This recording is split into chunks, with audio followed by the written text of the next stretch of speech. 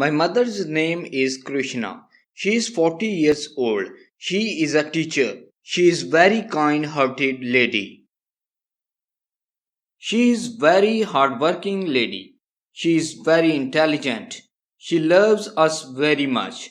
She cooks delicious food for us.